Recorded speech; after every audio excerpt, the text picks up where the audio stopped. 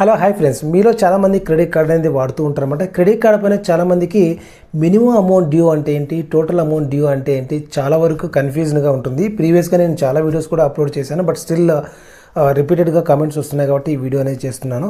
నార్మల్గా మీరు వాడుతున్నటువంటి credit card పైన total amount due, minimum amount due ఎలా వస్తుంది, ఎలా క్యాలిక్యులేట్ చేస్తారనేది ఇవాళ మన టాపిక్. వీడియో చాలామందికి యూజ్ అవుతుందండి. వీడియో నచ్చితే ఖచ్చితంగా ఒక లైక్ అయితే చేయండి.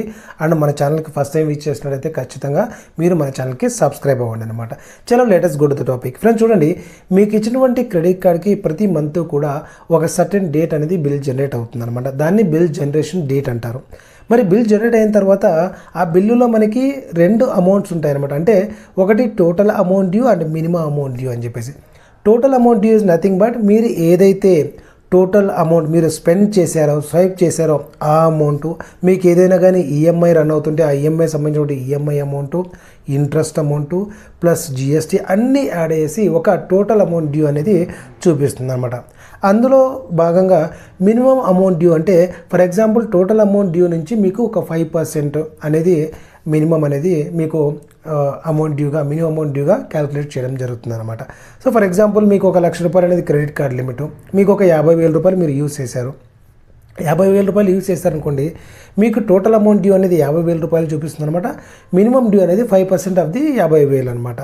దాదాపు ₹2,500 అలాగా మీకు ఈ మినిమం అమౌంట్ డ్యూ అనేది చూపిస్తుంది.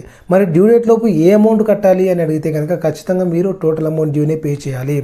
మినిమం అమౌంట్ డ్యూ అనేది మీకు ఎటువంటి లేట్ పేమెంట్ ఛార్జెస్ పడకుండా అండ్ ఎటువంటి కార్డ్ బ్లాకింగ్ కాకుండా జస్ట్ ప్రొటెక్ట్ చేయడానికి ఏదైనా అత్యవసర పరిస్థితుల్లో మీరు మినిమం అమౌంట్ అనేది పే చేయొచ్చు అనమాట. బట్ ఎప్పుడైతే మీరు మినిమం అమౌంట్ అనేది పే చేస్తారో మీకు ఇంట్రెస్ట్ అనేది పర్ యానం 42 to మీకు 45% దాకా మీకు ఇంట్రెస్ట్ అప్లికబుల్ అవుతుంది.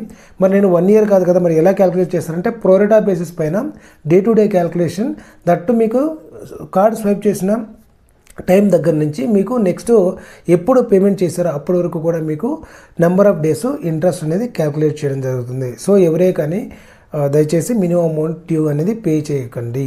సో ఎంతైతే అమౌంట్ యూజ్ చేస్తారో ఆ అమౌంట్ని వితిన్ డ్యూ డేట్లో పే చేశారంటే ఎటువంటి ఇష్యూస్ అనేది ఉండదన్నమాట. మరి అర్థమైంది కదండి. టోటల్ అమౌంట్ డ్యూ అంటే మీరు వాడినటువంటి అమౌంట్ అండ్ దాంతోపాటు మీకు వచ్చినటువంటి ఏమైనా ఈఎంఐ కన్వర్ట్ చేసింటే దానికి ముందు ఉన్నటువంటి టోటల్ ఏదైనా కానీ యాడ్ అయినటువంటి బిల్స్ అవన్నీ కూడా మనకి టోటల్ అమౌంట్ డ్యూలోకి వస్తాయి. మినిమం అమౌంట్ డ్యూ అనేది మీకు ఆ టోటల్ అమౌంట్ డ్యూ నుంచి మీకు 5% అనేది మీకు మినిమం అమౌంట్ డ్యూ అనేది రావడం జరుగుతుంది అనమాట. సో ఏమైనా ఇంకా డౌట్ ఉంటే కామెంట్ సెక్షన్లో అయితే కామెంట్ చేయండి. వీడియో ఖచ్చితంగా ఒక లైక్ అయితే ఇవ్వండి. వీడియోకి నాకు మంచి సపోర్ట్ ఇచ్చిన వాళ్ళు అయితే అవుతారనమాట. వీలైతే మీ ఫ్రెండ్స్ అండ్ ఫ్యామిలీ మెంబర్స్కి షేర్ చేయండి. ఎవరైతే మినిమం పేమెంట్ రిపీటెడ్గా కడుతుంటారో వాళ్ళకు ఒక నాలెడ్జ్ లాగా ఉంటుంది. అండ్ మరిన్ని అప్డేట్స్ కోసం నా ఛానల్కి సబ్స్క్రైబ్ అవ్వడంతో పాటు నా ప్రీవియస్ వీడియోస్ ఒకసారి చూసారంటే క్రెడిట్ కార్డ్ గురించి మీకంటే ఒక మంచి విషయాలు తెలుస్తాయని చెప్పేసి నా అభిప్రాయం. చలో see you in the next video. Till then take care, bye.